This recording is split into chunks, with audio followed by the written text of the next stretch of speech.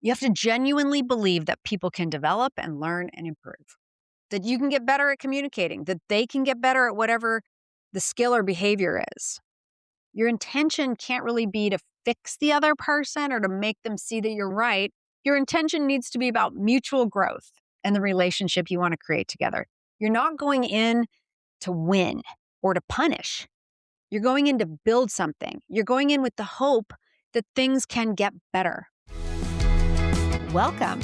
You're listening to This Leader, the podcast. If you lead people and are seeking the transformational, high-impact secrets that will lead to greater joy and fulfillment in your work, will optimize your team performance, and will help you create a happy, highly productive workplace, then you are this leader and you're in the right place. I'm your host, Claire Laughlin, and each week my guests and I will explore the mindsets, techniques, and actionable strategies that will help you build the career, team, and organization of your dreams. Because I believe no one should have to suffer in a dysfunctional workplace. Let's get started. Hi there. Welcome to This Leader. Okay, I have a question for you. When was the last time you had one of those real feedback conversations? Not one of those, great job or thanks for that conversations, but I'm talking about the kind of feedback that actually helps someone grow. Okay, the kind that makes them or the relationship better. And the kind that, if we're being honest, can be a little uncomfortable sometimes, right? These can be hard conversations to initiate for many of us. And it's February. It's the month of love. And I believe that quality feedback is actually one of the most loving things you can do with someone. So stay with me here, okay? Because here's what I see happening all the time. And I've been guilty of this myself, of course, but we care about someone, so we don't give them feedback in a sense. We don't want to hurt their feelings or we don't want to make things awkward. We tell ourselves it's all okay, it's going to correct itself. We think we're being kind or we're letting them figure it out or something. And then what happens? Well, the relationship can get, surfacey or resentment can build. And in the workplace, and I've seen this happen, we end up cutting people loose instead of giving them the chance to improve, right? We fire them rather than giving them a real opportunity to make a change. Like, what's that all about? And that, my friend, is not caring. It's not love. It's avoidance dressed up as compassion. Okay. And so, because this is February, I'm going to share that this is not just about work, my friends. I have been married for over 25 years. My goodness. And when I look back, some of the hardest times we had, those were the seasons when my husband and I weren't having those conversations, those real conversations. Those were the seasons when we were staying silent, when we were not talking about what was bothering us, like proactively, right? Instead, I don't know, we were tiptoeing around issues, saving it for later, keeping the peace, putting it off, those kinds of things. In those seasons, those are the seasons when we were growing apart and we were building walls that we then needed to do the hard work of tearing down. And so I've come to deeply believe if you're truly invested in someone or something, or you're building a life together, or you're building something meaningful at work, you have to have a growth mindset for yourself and for them. You have to believe that both of you can grow and can change and can get better. And you have to have a vision of what you want. And feedback is just a way to grow. It's how you course correct. It's how you create that future state one day at a time. So I feel like we all kind of know this. Like at home, we figure out pretty quick that we have to talk about the hard stuff or the relationship suffers. But at work, we kind of feel like we can just avoid it or manage around it and hope that it gets better on its own. It doesn't work at home, and it definitely doesn't work at work. So today, I want to flip the script on feedback. I want you to think about it differently. And I'm going to give you a framework that is going to make those hard conversations so much easier. Okay, so why do we avoid feedback? I've heard every version of this. And honestly, I've certainly said every version of this to myself over time. So here's some of the things like, let's see if they can improve on their own. Or I don't want to hurt their feelings. Or, I don't know how to do it any better myself. So what am I going to say exactly? Or, God, maybe they know something I don't know. Or I can't even articulate what the problem is. So what's the point? Right? We say these things to ourselves. Sometimes we say them out loud. Any of those sound familiar? Because here's the thing, those all seem like very reasonable thoughts. But under the surface, it's probably more about protecting ourselves from discomfort. So think about that for a minute. When we're protecting ourselves from that discomfort, we're withholding something valuable from the person or the relationship. We're withholding the chance to grow, the chance to improve, the chance to know, where we really stand together. So let me give you an example, just an example that this looks like in practice. I've seen this many times. A manager comes to HR and they're asking HR to intervene, or to fire a person even. HR looks at the file. They see years of performance reviews that are all check the box, meeting expectations. There's no documentation of conversations. There's no plan of improvement. There's no plan of action, nothing. And HR turns to the manager and says, "You can't fire this person. You've been telling them everything's fine." Manager's frustrated and, says, "Everyone knows they're not performing. It's obvious, right? Except it might not be obvious to the person who is just about to be let go." And that's not kind, my friends. That's misleading. Because here's what actually needed to happen. First, we have to be clear about expectations. We have to make sure that there's a mutual understanding of what it is that we're trying to achieve. Not just like I told them, but we talked at length and we both understand what success looks like. Okay. That's the first thing. Then we got to create a plan of action together to get there. Like, what behaviors are going to lead to success? What indicators are we watching for? What milestones are expected? And what could get in the way? This conversation, my friends, this is effective delegation. And, most of these sort of I want to fire the person conversations can be traced back to gaps in that delegation process itself. But it's more than that. We also have to follow through. We have to check in. We have to provide real support. We have to coach and give feedback all along the way. And that's the difference between leading towards success and setting someone up to fail. Okay. So if you're not delegating effectively to start, you're not creating a shared understanding of what's success like, and you're avoiding the hard conversations. You're not coaching. You're not having your one-to-ones. And then you're writing, you're checking the box for meets expectations on a performance review while you're secretly thinking about ways that the person's not cutting it or you're overlooking those things. That's not compassionate. You're being dishonest, and dishonesty is never good leadership. So let's get back to what feedback actually is when we do it right. Feedback is an investment in the relationship. It's saying, I care enough about you and about us working together that I'm willing to address the uncomfortable part where I have to tell you I'd like something to change. Okay, I'm willing to have that conversation, right? It's an investment. Brene Brown talks about this in her work on vulnerability and courage. And she says that clear is kind. And that being honest, even when it's uncomfortable, is actually the most caring thing we can do, because unclear is unkind.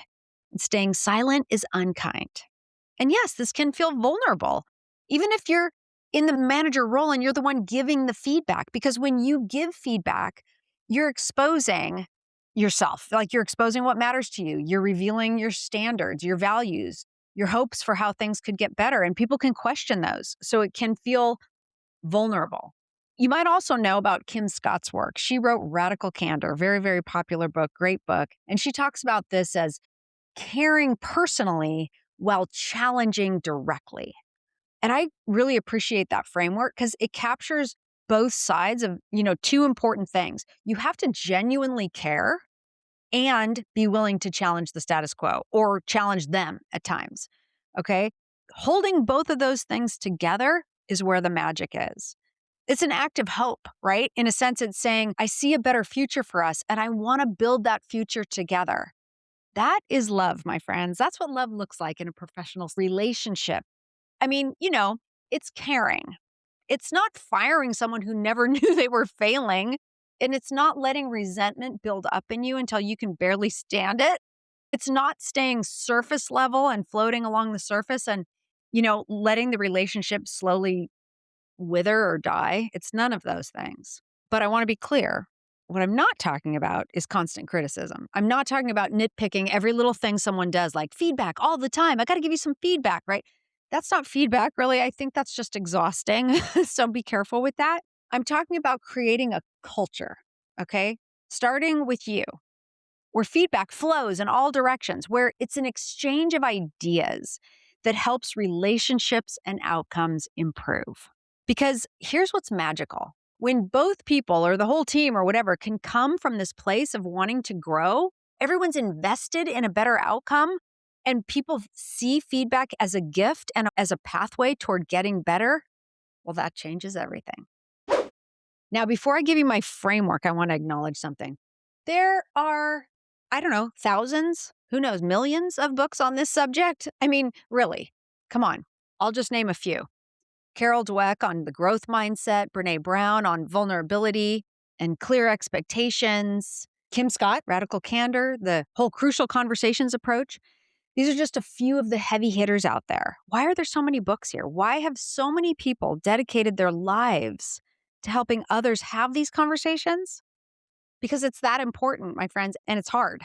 And without these kinds of feedback conversations, we're lost. We can't build trust. We can't build high performing teams. We can't grow as leaders or help others grow. And yet, even with all that attention and all that energy and all those brilliant frameworks, I still see feedback as one of the most underdeveloped skill sets for leaders. Are you with me there? So here's the thing. I'm going to add my voice to the mix at the risk that, there's a lot out there already. But I'm going to share what I've learned from years of working with leaders who struggle with this exact issue. I've certainly struggled with it myself because maybe, just maybe, one new, way of thinking about this will be something that clicks for you. So I can hear some of you thinking, okay, this sounds great in theory, but how? How do I do this? What's the difference here? How do I do this without making things worse? So I've got you here. Let me introduce you to a framework that I use called ICVA. It stands for intention, concern, vision, and action. ICVA, intention, concern, vision, and action. It's a really, really useful framework. I use it for all kinds of things because it kind of maps to the way we think. I mean, we only have a concern in our mind when we also have a vision or a hope for how things might be better because the brain notices differences. So if I'm concerned about something, somewhere in there, there's also a vision or a hope, right? And then, of course, when I have a hope or a vision, there's always concerns that can pop up and take us off track. And the power move here is to think about action. What can be done to help us move toward our vision and address our concerns? So let's break this down. Let's start with the I, which is intention. Before you ever open your mouth, you need to get clear on your intention. Why are you having this conversation? What do you hope will happen? And here's the key. Your intention should be growth oriented. You have to believe that growth is possible for you and for them. This is where your mindset really matters. If you're going into a feedback conversation thinking, this person will never change, or I just need to document this now for HR. Well, that's not feedback. That's something else. That's giving up, maybe, or something else, right? And there's a time and a place for that. Okay. I'm not saying that there's not. But if you're invested in a relationship and you really want success in the relationship, this is where you got to get your intention right. And where Carol Dweck's work on the growth mindset, it really applies here. You have to genuinely believe that people can develop and learn and improve, that you can get better at communicating, that they can get better at whatever the skill or behavior is. Your intention can't really be to fix the other person or to make them see that you're right. Your intention needs to be about mutual growth and the relationship you want to create together. That's a great place to start. So you might say to yourself, all right, my intention is to help us both grow in our ability to work together. Or my intention is to create more clarity so we can both do our best. My intention is to strengthen the relationship by just being honest about what's working and what isn't. Right? You see the difference here? You're not going in to win or to punish. You're going in to build something. You're going in with the hope that things can get better. And it's not a bad idea to actually start your conversation by stating that positive intention. Like, it's one thing to kind of be in that positive intention, but go ahead and say it out loud. It's a great way to invite the other person into a growth conversation and start with safety. Okay, Now, I know the model is ICVA, but I want to talk about V next. V is for vision. All these things sort of just hang together. So let's start with V for vision. And this is so important because aligning on a shared vision before you talk about concerns, that's golden. So the authors of Crucial Conversations, great book, Patterson, Grenny, McMillan, and Switzler, they call this establishing a mutual purpose. And it's about making sure that you're both on the same team and you're working toward the same goal. This is where most people mess up. They dive straight into the problem, hey, can we talk? Like you've been doing X and it's not working, more or less, right? And immediately the other person's defenses go up. They're in fight or flight mode. They can't really hear you anymore. So instead, I want you to start with the vision. I want you to paint a picture of success and of the mutual outcomes, the mutual good benefit, right? What does better look like for both of you? So you might say something like this, like, I really value our partnership and I think we could be even more effective together. I'd like for us to get to a place where we can bounce ideas off each other easily and tackle big projects as a real team. Does that sound good to you? Something like that. So now it's putting you and the other person on the same side of the table, looking at a positive future together. That's good, right? So the vision is like, what do we want out of this situation? What's the good mutual benefit? Now, once that's established, you can talk about concerns. That's the C in the model.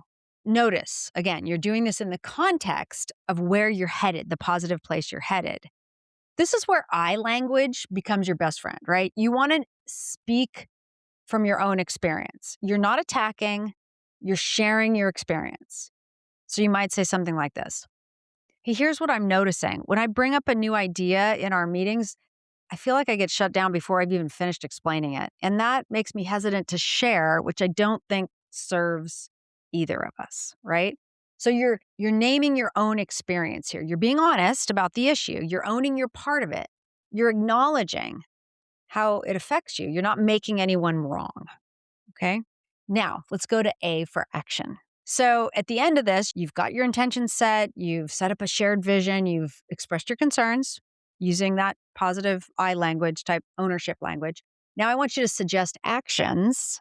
And the key here is to suggest actions for both of you, for yourself and the other person. So you could say, okay, so here's what I'm thinking. What if we try this? I'll make sure to flag when I'm brainstorming versus when I'm making a decision. So you know where I need input. And I'm wondering if you'd be willing to let ideas sit for a minute before you evaluate them. Like even, we could try sort of a yes and approach for a few weeks. Okay. So you're making suggestions for action that are workable. You're making a suggestion for what you might be willing to do, what you're asking them to do. You're making this collaborative. You're both changing a little something. You're going to experiment together to see what could get better. And then, and this is really crucial, you ask them for their input. Like, does that sound workable to you? What would you suggest? Because feedback is a conversation. It's not a lecture. Okay, now let me walk you through a real example using ICVA. Let's say you have a team member who's consistently late to meetings and it's been bothering you for weeks, but you haven't said anything because, well, they work hard and you don't want to seem petty. And maybe you're being too rigid about time, all the things, the drill. So here's how you might use ICVA. First, set your intention, and this is to yourself, maybe before the conversation, like, I really want to address this meeting lateness in a way that strengthens our working relationship and helps us be more effective. So start with the vision in the conversation. Hey, I want to talk with you for a minute. I really value your contributions to the team, and I think our meetings could be better. Like they're better when everyone's fully present from the start. So I'd love for us to create a team culture where we all feel like our time is respected and we can dive right in. Does that resonate with you? And then share your concerns, right? Because here's what I've been noticing. When you arrive 10 to 15 minutes late to our team meetings, I find myself either waiting to start or having to repeat information, and that's frustrating for me. I also worry that other team members might feel like their time isn't valued, and I don't want that to become our culture. I'm guessing there might be something going on for you that makes it hard to get there on time, you know? And then, of course, this is a dialogue, so you're going to wait for their response, but be prepared to suggest an action. You can say, okay, here's what I'm thinking. What if we send out meeting invites further in advance or something? Or I'm wondering if you could commit to being on time if we need to change the meeting time. Or let us all know. If you need to be late, send a message in the chat so we all know. You know, on my end, I'm going to make sure we start at the scheduled time to respect everybody's time. And I'm going to send out key takeaways afterwards. So if you miss something, you're going to have to go read those. Does that sound good to you? Would that work for you? Would that help on your end? Right. So it's a conversation, it's a suggestion. And this feels really different from the short conversation where you just say, hey, you're late to meetings. You need to stop that.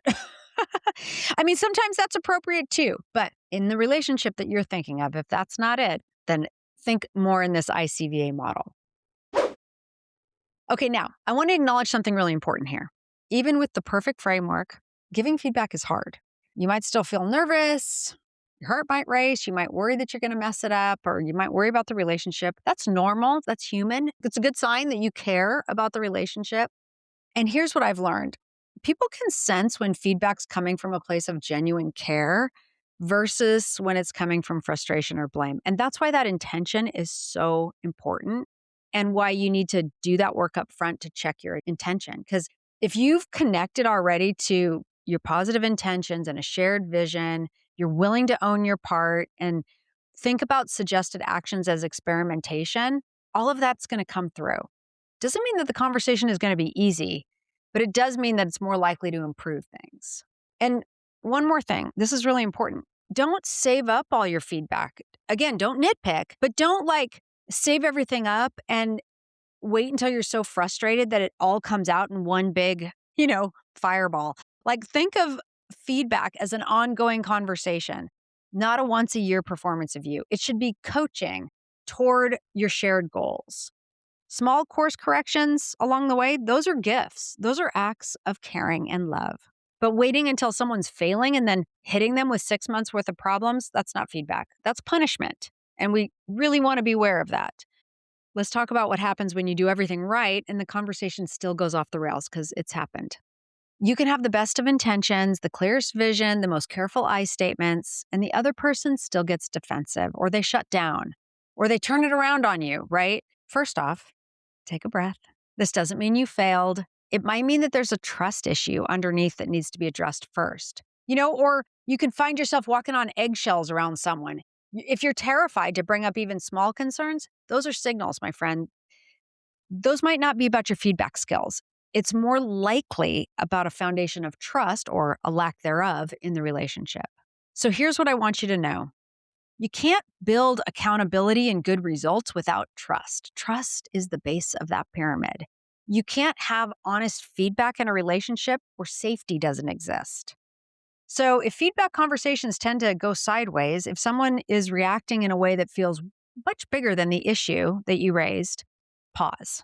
Don't push through. Don't make it worse.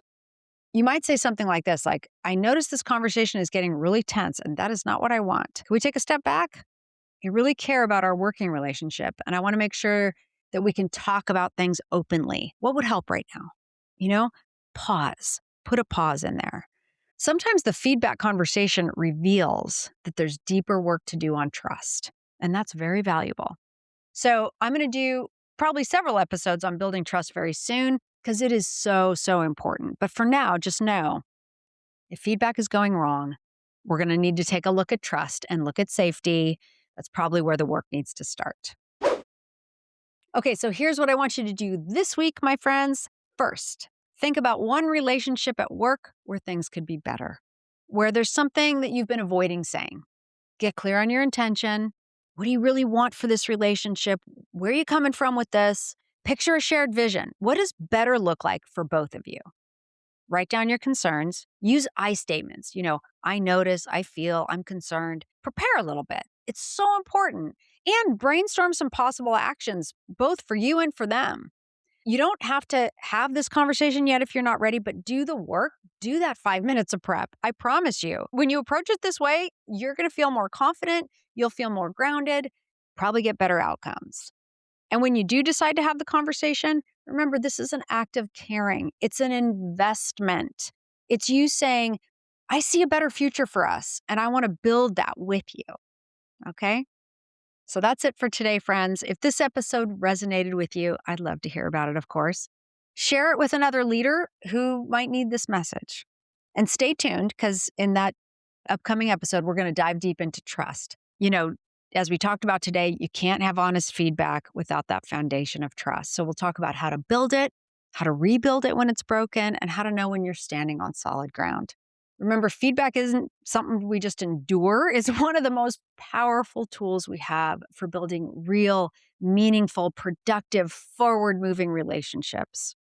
So go ahead, be brave, be vulnerable, be loving, give someone the gift of feedback this week. Thanks for listening. And until next week, go lead the way. I hope you've enjoyed this episode. To learn more about my services and for lots of free resources and additional tools to enrich your journey, visit my website and subscribe to my newsletter at clairelaughlin.com. If you have a question about leadership, teams, or organizational culture you'd like me to address on the podcast, please reach out to me at support@clairelaughlin.com and connect with me on social channels at Claire Laughlin Consulting. Until next time, lead the way.